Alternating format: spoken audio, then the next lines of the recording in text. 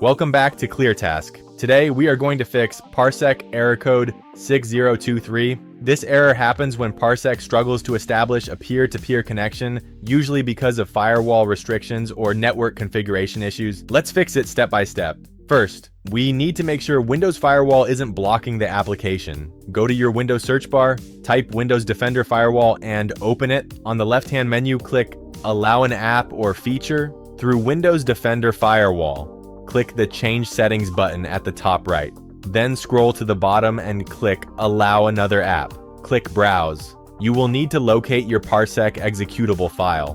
By default, it is usually installed under your C drive in Program Files inside the Parsec folder. Select the parsecd.exe file and click Add.